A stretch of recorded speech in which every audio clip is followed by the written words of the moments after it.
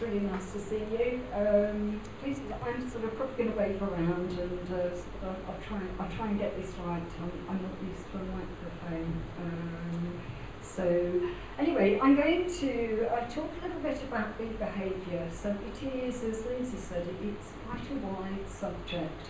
And once you get to know these creatures, there's so many different sides to beekeeping. So I'm particularly interested in plants and pollen and bee behaviour, trying to understand what the bees are doing and it sort of helps me to work with them, hopefully. So that is better for me. It's also better for the bees because I can just work with them, I hope, rather than work against them. So I'm going to take you through, just to start off with, this is one of my apiaries from some time ago, and this hive, can you notice what the bees are doing? They're actually just milling around in front of the hive. And there's, can you see? These are these are orientation flights. So the bees come out sort of early afternoon, and they come out and they will face the hive, and basically they're learning what home looks like, and it's the first part of their orientation and navigation skills. So tonight we're going to meet the bees, take a look at each of them and what their roles are in the colony, because they're quite different. We'll have a look at the colony life cycle, how it builds up through the year, and of course the aim is reproduction. Then we'll look, once reproduction happens, which is swarming, we'll look at house hunting and how that happens, and a little bit along the way about communication, how the bees work. If you've got any questions along the way, please do ask. So just stick your hand up and somebody, either I will repeat it or somebody will be along with a microphone. Okay, so the colony. So you have this colony, and so at the moment I've got 22 colonies in 4 apiaries, so 3 of them are around the Broughton area and 1 is down the Thames Bridge. And in these 22 colonies they do vary a lot. Some are really big, some are really small. But on average, I would say most of them have a queen. I hope they have a queen. Sometimes she has a spot on her back, which doesn't come out like that, obviously. During midsummer, you will have about 2,000 drones. They produce drones just during the summer. They don't take those through the winter. Drones are a bit of a luxury in a bee colony because they're basically flying sperm. They are the genetic material. And you have 40 to 50,000 workers, and it's the workers who, as it says on the tin, they do the work in the colony. So, starting with the queen, she mates very early in life, and she takes some sperm and she stores it, and it's nourished in an organ called the spermatheca, and then she lays eggs. And it's the queen's pheromones that actually give the colony cohesion, so it draws the workers together, it keeps them together, and it also influences the character. So yes, bee colonies do have character, and I have grumpy ones, and I have calm ones, and I have ones that are really productive. I have some who don't want to draw comb, and yes, they've got very definite characteristics. The workers, so the workers sort of do all the work around the colony. They're not in charge, but they tend to work from nurse bees and the house bees, guards. We'll take a look at that in a minute. The drones, well, the only job they're there for is basically to mate with the queen. If there's a lack of forage, then I'm afraid they're chopped out. They're just not fed, and I'm afraid we'll find them at the front of the colony, and they're not allowed in. So in some ways, sort of the drones don't do anything really in the hive, but I think they are very valuable. So this is worker brood.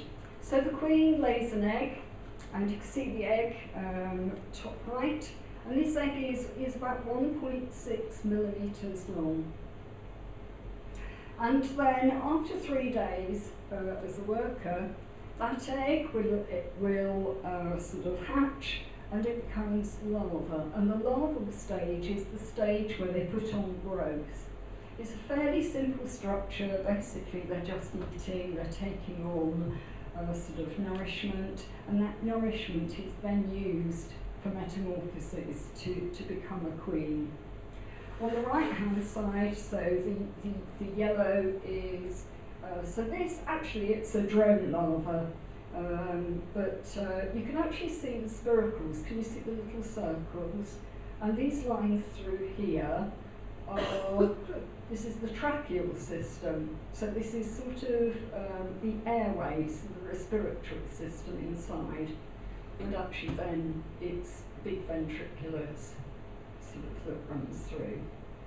So they go through 4 or 5 months, so they're getting big all the time, and they swim in this this jelly that nourishes them. So once a worker bee emerges, she will sort of, after the larval stage, she will spend 12 days as a pupa, and she will change. So she becomes a pre-pupa first, and that's basically, I always think of it as the car. You know, so the chassis is built first, and that's sort of everything sort of, so the mush. They build the fat body, we call it, and so the organs, some of the larval organs are remodeled and some are completely rebuilt to become an adult bee. And when she emerges, the first thing she does is do cell cleaning. So she will clean out the cells, ready for the queen to lay in again. She will also do some capping of cells, and she'll be eating lots of pollen. And pollen is protein, and that's the importance of it. And that protein builds up the glands. So they have various glands. They have mandibular glands, which provide brood food, and also hypopharyngeal glands, which are glands in the head. And the hypopharyngeal glands also produce brood food, and later on they produce enzymes for converting sugars. As they grow older and the hypopharyngeal glands are built up, they can then feed brood, and they're starting work in the very centre of the brood nest. And then as they get older, basically they're moving further out. So they start feeding brood, and they're also attending the queen. And so they're attending the queen, they antenate her with their antennae, they're also licking her, they're feeding her, and that forms the queen's court. There'll be sort of 6 or 7 bees forming the queen's court, looking after her. Those bees will actually exchange food with other bees around, and that's how they're exchanging the queen's pheromones, and that says the queen is here. Don't raise queen cells, she's okay. Once they get a little bit older and they stop feeding brood, the hypopharyngeal glands change and they can actually process honey. So they use the enzymes to break down the sugars, and then they do honey processing, and they also produce wax. So underneath the abdomen you've got these segments, and they're sort of wax mirrors which produce tiny flakes of wax, and that's what builds the comb. So I have just a little piece of comb here, which I took out of a hive. In fact, what they must have done is built this comb. It was actually above the crown board, and I think they had built it because they had so much nectar coming in, and then in fact the nectar flow has finished, and so they've eaten up what they've put inside. But anyway, have a smell of it and have a look. The cells are probably drone cells for drones. They're a bit bigger than worker bees. But yeah, have a smell. It smells of summer flowers. It's the nectar that's coming in at the moment. After wax production and building comb, they will then go on to thermoregulation. So they keep They keep the nest at about 34.5 degrees when there's brood inside, so they keep it warm. If it's too hot, they will fan to reduce the temperature, and they will also bring in water, or they use really weak nectar and paint it over the cell surface, and then fan to actually reduce the temperature. If it's too cold, then they sort of disconnect there. In the thorax, they have these huge flight muscles, and they will sort of disconnect the wings and actually use those flight muscles to generate heat. And then the last thing is guard duty. So their stings will have developed, and some of it. So this bee at the top is on guard duty. She has a very classic pose. She's on her middle and hind legs, some front legs up, and she looks very serious. Actually, some of them do take it very seriously. And then once they're about 3 weeks old, they're actually become foragers, so that they're working outside the brood nest. So they're actually working outside the nest. And this is obviously a much more dangerous, sort of, and they're really, they carry on foraging until basically they give up. So they're collecting different things, they're collecting nectar, they're collecting pollen. They also need water because honey is reduced moisture content, and so if they were eating eating honey, then they need to collect water or for reducing the temperature. And they also collect propolis, and we didn't bring a sample of this. It's like resin. It's extremely sticky, and I always think it's a bit like Werther's original. And I was scraping some off a hive this afternoon. It just gets everywhere, doesn't it? And actually you can see, this is another bit of video actually, but I won't run it, but you can see some of the bees coming in, and this is what we love to see. So you can see some of these bees are bringing in yellow pollen, orange, sometimes there's white, even purple from Propythia, and brick red from horse chestnut. And actually it's a bit like, our plates. We're supposed to have 5 days, we're supposed to have a range of colours, and it's a bit like that for the bees. Different pollens have different amino acids, which is really good for them. So we're going to take a look. We've looked at the bees. We're going to have a look at how the colony as a whole behaves. So early in the year, in the spring, you've actually got, they overwinter with quite a small cluster because they need to keep a small area, a very small area warm sort of over the winter, and just keep, they sort of huddle. So they will have an outer shell of bees that's really quite thick. They will really go sort of shoulder to shoulder. And if you look at some of the bees, they're really hairy. So that really, we call it Plumeau's house, so it's like branched hairs that all stick together. So you've got this layer of bees, and inside will actually be much more mobile, and the queen can actually start laying sort of midwinter. So very often, sometimes we get a break in brood, sometimes we don't. So very early on in the spring, the queen is just starting to lay again. She's laying just a very few eggs, and the colony starts building up. She can't go and lay at her maximum sort of in the winter because there wouldn't be enough bees to keep those brood warm. And that can be one of the problems, is that you get this point around here where actually you've got more brood than bees, and sometimes that can be a problem because it's also when there isn't so much forage coming in. So that's an area, a time of year when the beekeepers have to be very careful, and they even support the bees. So you can see it's sort of slow to start, and then sort of the nectar flow kicks in, and it's the nectar flow and the availability of forage that really accelerates the growth of the colony. So it's just a picture. So if I'm opening up a hive, this is the brood box.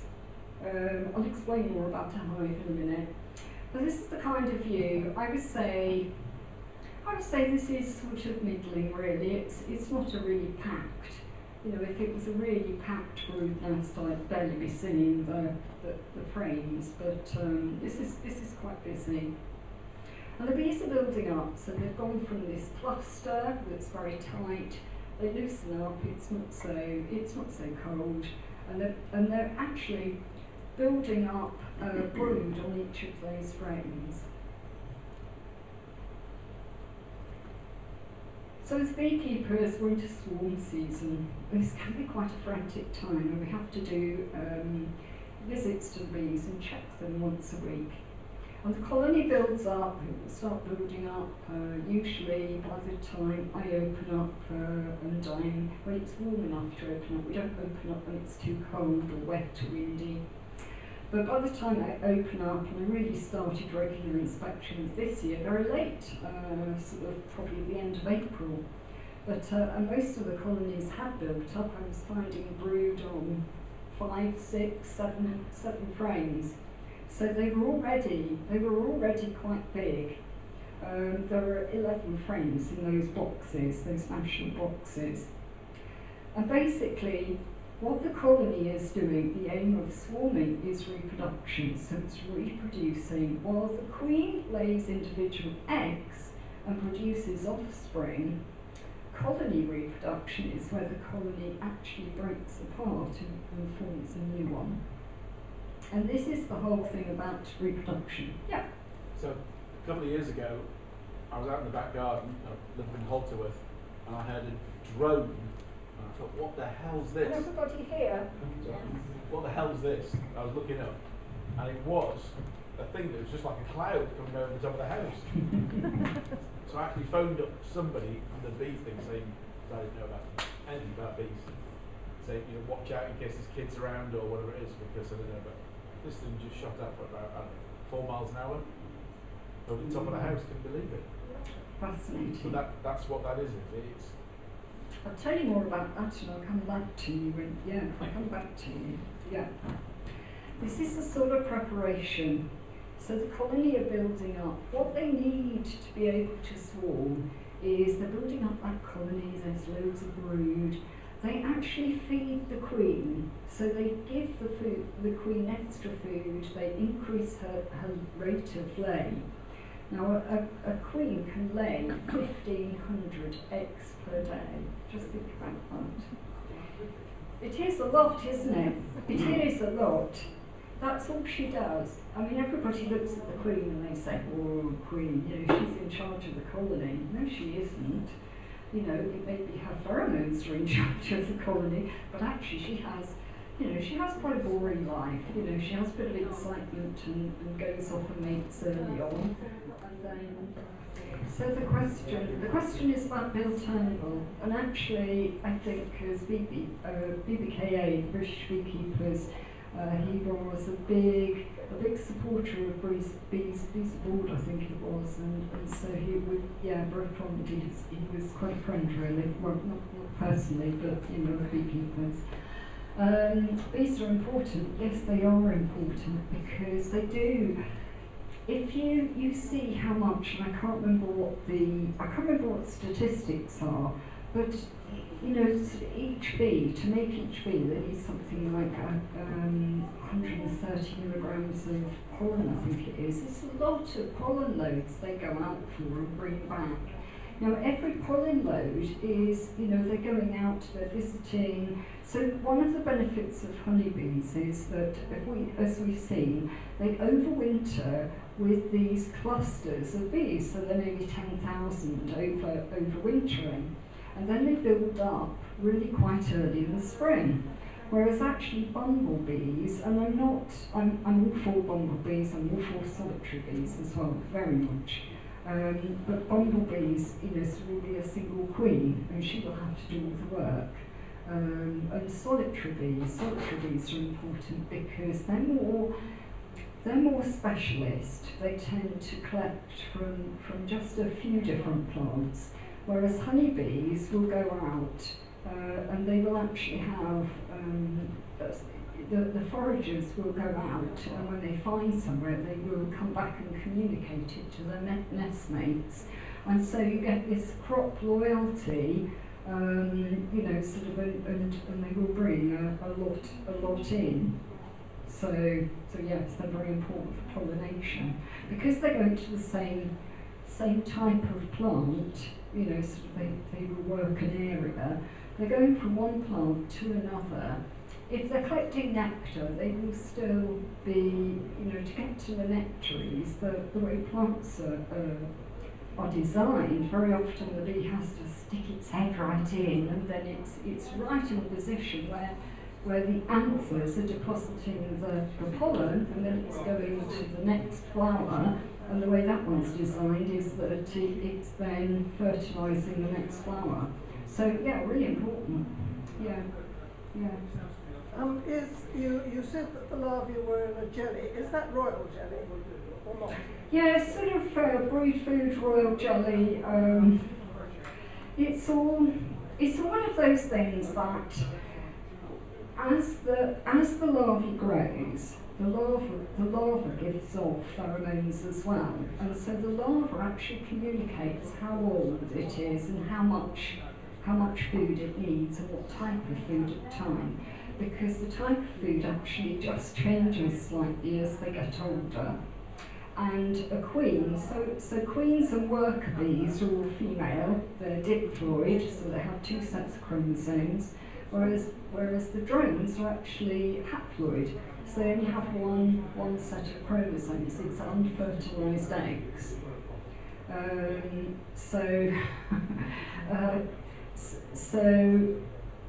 So queens, a fertilised egg can be, as a young larva, can be fed differently to make a queen rather than a worker.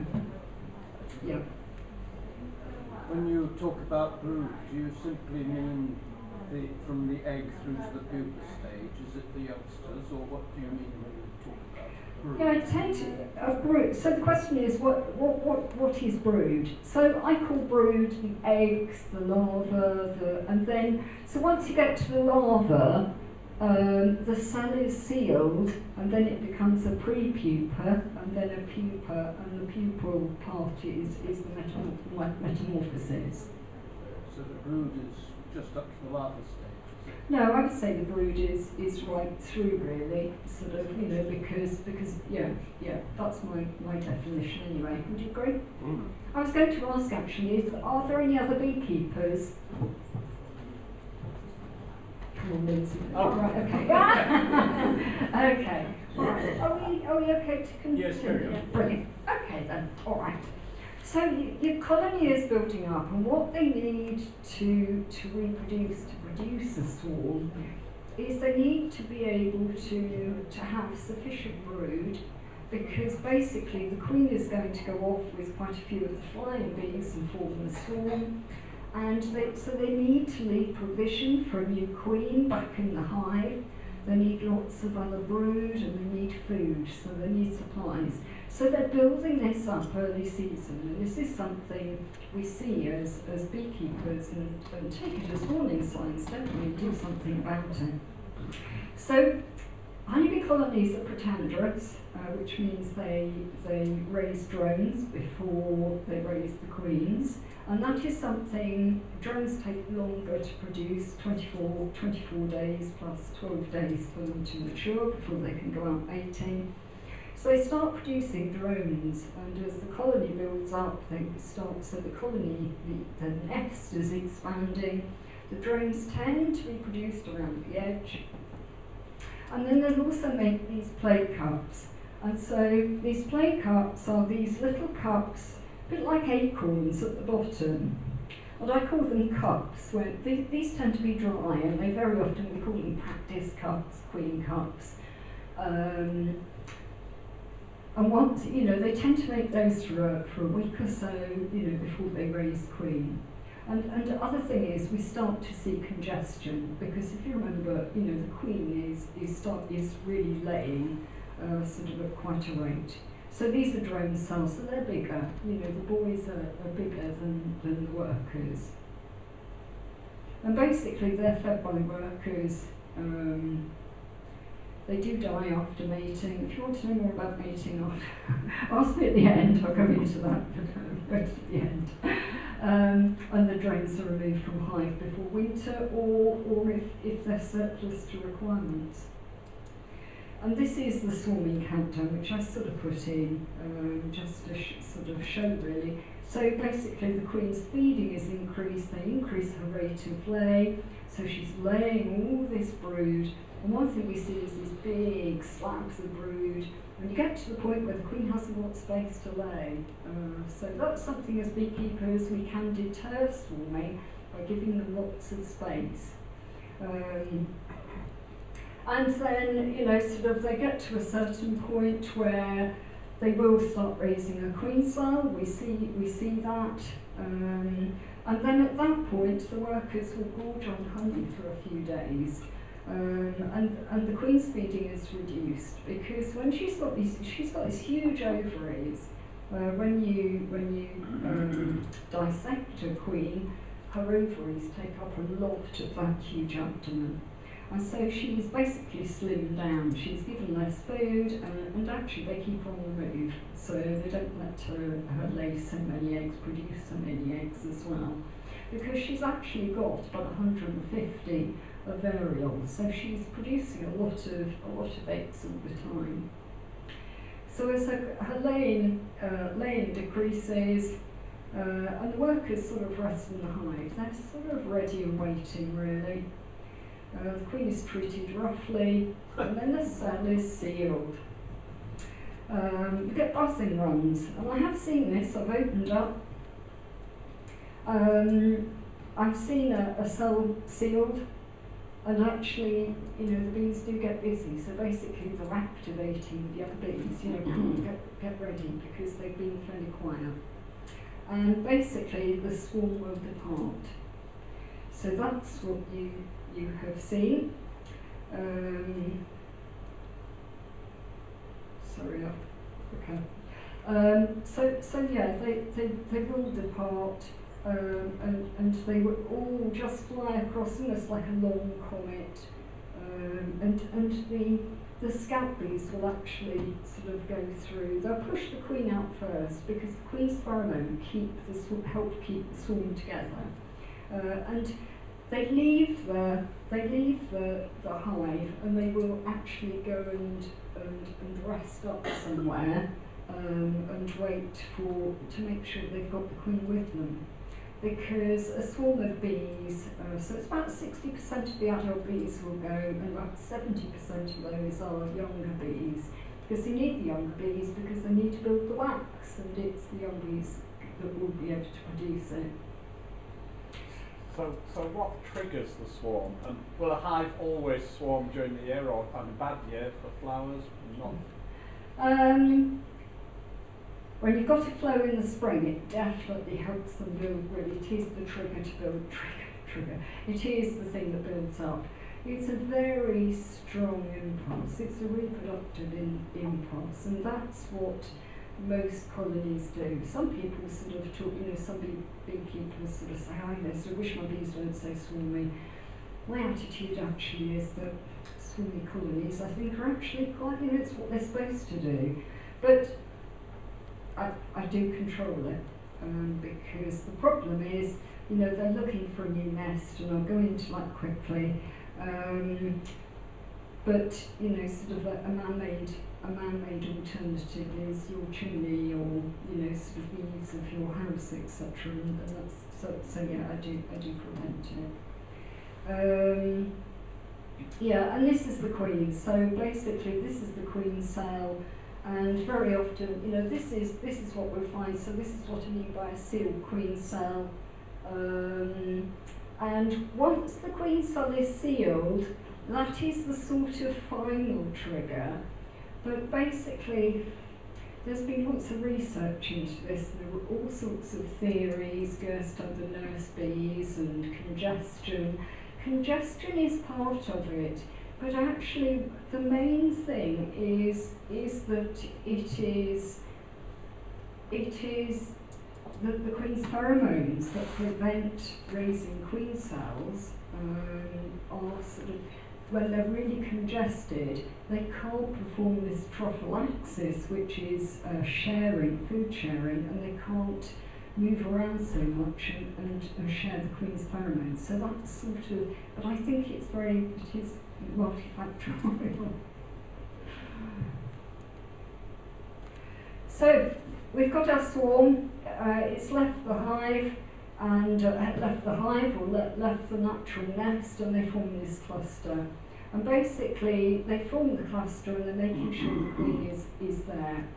I tend to clip my queens as a beekeeper, and clipping, it doesn't harm the queen. It's just taking a tiny bit off one of the wings, and basically the queen ends up on the floor, and if my bees swarm, they tend to be up puddling on the floor, which I can collect quite easily. Or if I have missed them, then the bees actually go back to the hive, and sometimes I find the queen on the floor, or I may lose the queen, but I don't lose my bees. And this is where they start to find a new nest. So this is just a temporary hang-up, and it's this swarm in the tree that most people will see. And this is very often where beekeepers come and collect them. And there's some of the foragers, the older foragers, act as scout bees. So there'll be about 300 of them, and they perform a dance on the outside of the swarm itself. So this is the waggle dance. I hope you can read this. So basically they use the waggle dance. They do this waggle dance, which is like a figure of 8. So you've got to, shall I do it? Yes, they do. they do a waggle in the middle, and then they trot round, do another waggle, and then they trot round the other way. So basically the waggle gives the information. And the information, so this is done on the comb, so they also use this for advertising where I found, so a forager will come back and will advertise to her nestmates, fellow foragers, where I found this nectar, beautiful nectar I found. And this, so she will use this for this, but this is also used for finding a nest site. So you've got these scout bees going out and they're looking for new nest sites. And one comes back and she's found this really nice tree.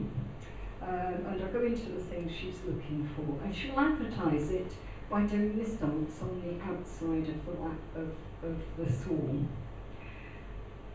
So if she dances straight up, so vertically, the vertical line equals the direction of the sun. Doesn't matter where the sun is during, during the day.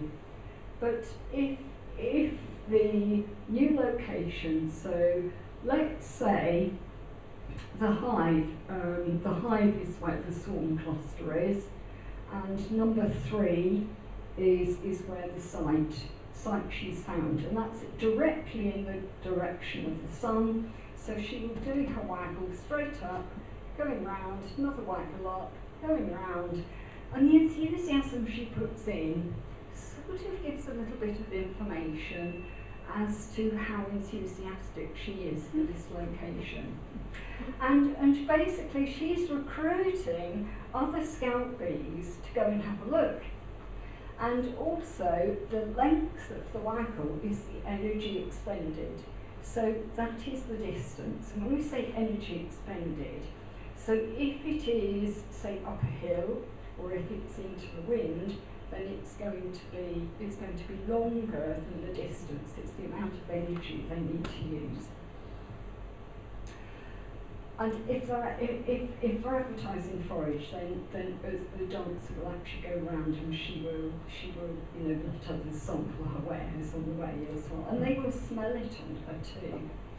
So she does this, and other scout bees will go out and they will know, they'll go off in a direction, they will find this location, and gradually you get more scout bees looking at this same one, and they may be coming back, they may disagree with her. They may find, there may be 10 sites they're looking at all at the same time.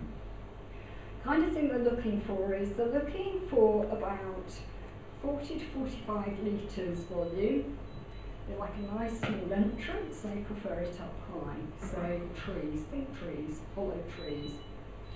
They like it secure and dry, but they can block out, a little bit of hole, a little bit of a draft, but not too open. If we're putting a bait hive up, so sometimes, so I've got an old hive in the garden which I set up as a bait hive, and so I put an old piece of comb in. And sometimes if a colony has died out in a tree, then it will be reoccupied because, if you've got furniture built in already, well, why not use it, And they also want a bit of distance from other colonies. So, it's not in their advantage to move in directly next door. They need to spread their genes further afield. So reaching a consensus, no, they don't cuddle like this. But basically, you get more and more bees who will come, they will go out, they will look at various locations, and gradually the hope is that you will end up with all the scout bees dancing for one location. And if that happens, and it has been known that actually, they will dance on 2 locations, they're going in different directions and they never make their minds up. But generally, they come to a consensus and off they go. So here's the swarm travelling to the new nest, and basically the scout bees who know where they're going actually travel above the swarm. So they travel above the swarm and are sort of slightly faster and guide the swarm to the new nest. And actually they don't mill around, do they? They go quite directly, and when they're at the new nest, they will move in straight away. And the queen is encouraged towards the front of the swarm too, so her pheromones will help guide it. Let me just see if this bit of video will work. This bit of video is actually, so it sort of shows a little bit.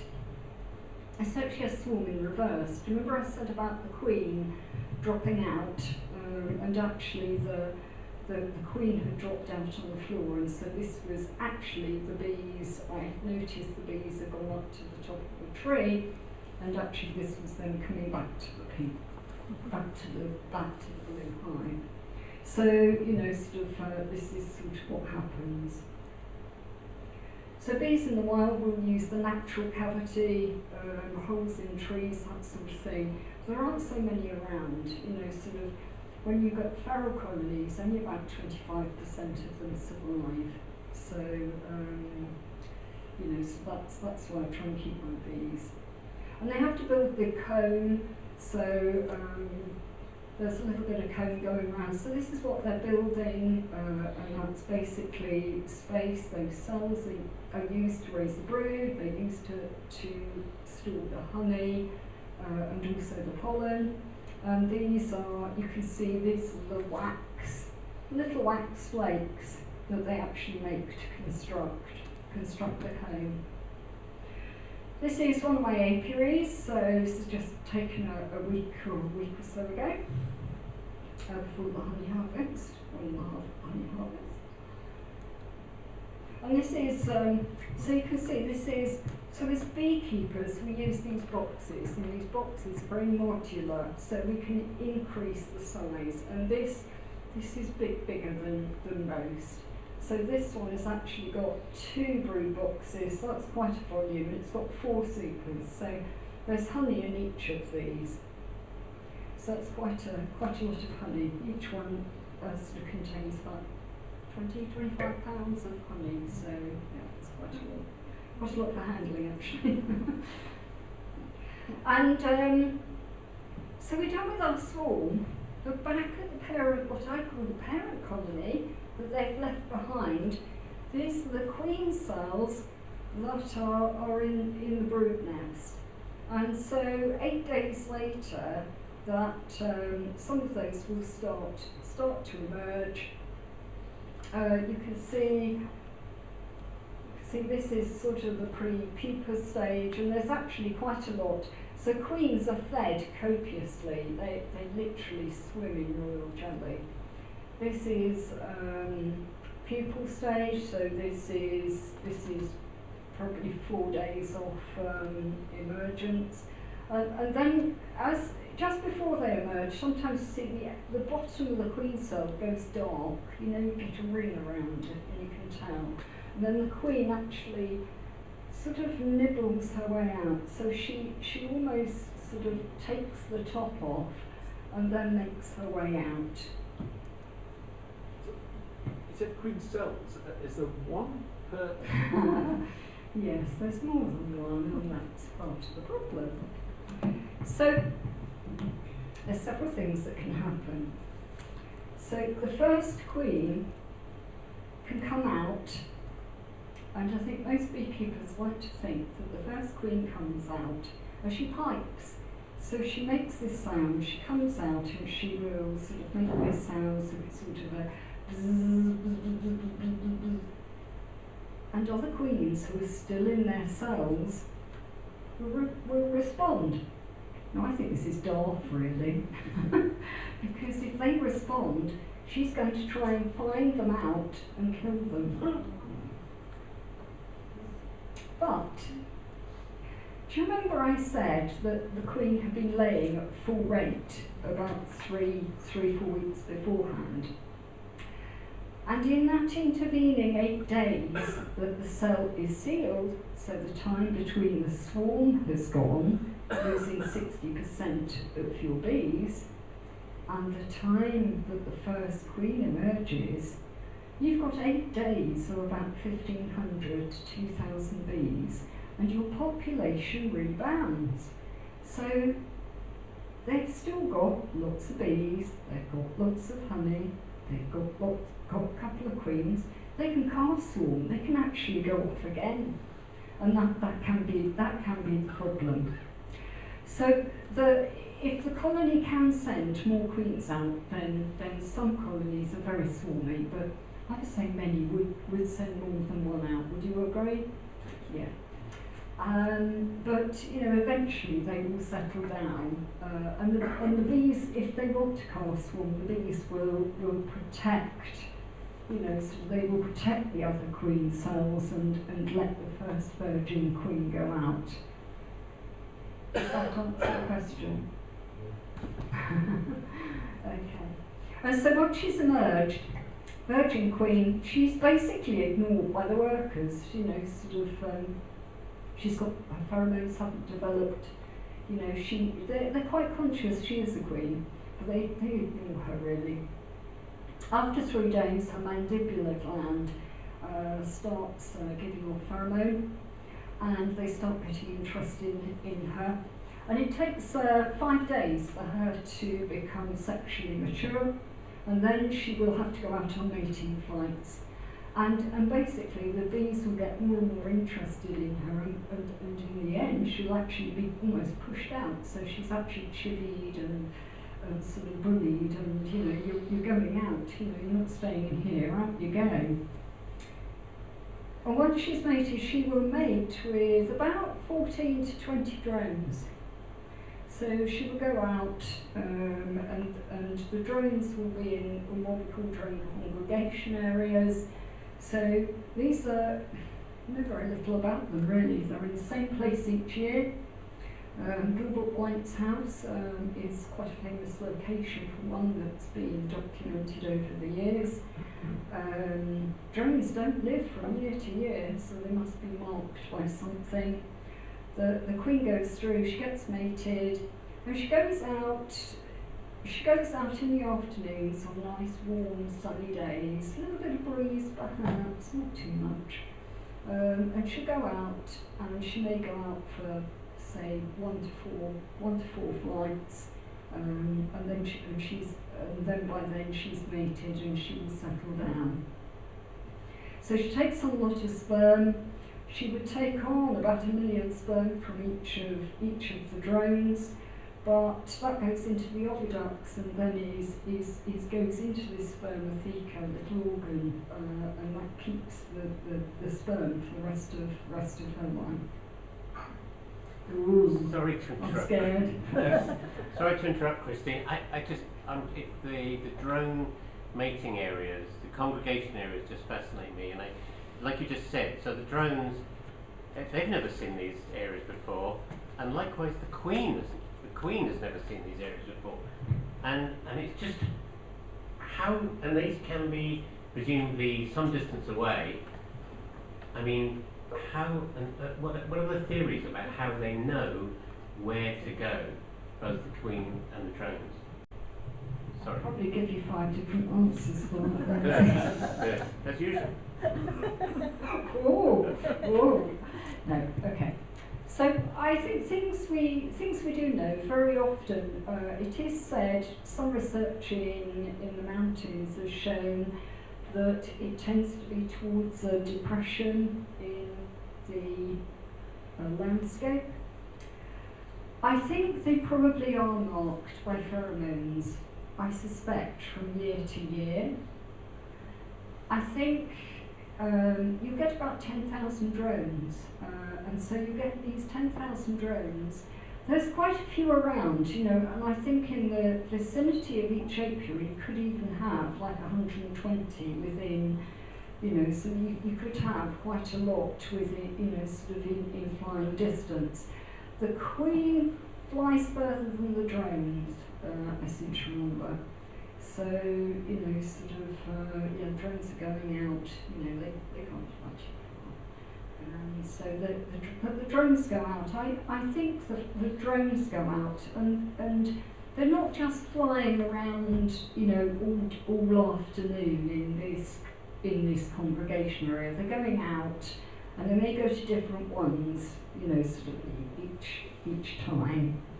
Well, not every time, but you know, sort of they may visit various ones. Yeah, tend to be. I think they tend to be more uphill. I think they would probably be more likely to be uphill, and they will probably follow landscape features. You know, so they tend to be in a fairly sheltered space, I would say. You know, sort of, yeah, it's very vague, very vague, we don't know a huge amount. It's something I find really interesting. I'd like to, some people actually go out and they have a queen pheromone or a queen sort of on the end of a fishing line, and it's something I'd quite like to play around with one day. Anyway, dear me. Okay, mating. So the drone congregation areas are basically pheromone attractants. Do you want to know about mating? Okay, here we go. Right, okay. So a a queen will fly through a drone congregation area. If she's outside, the drones won't approach her. It's only when she's inside this drone congregation area that she will be approached. How they know? I don't know. I've never come across that. But basically, they will, sort of the queen's pheromone, so 9-ODA, oxydecanoic acid, will attract the drone.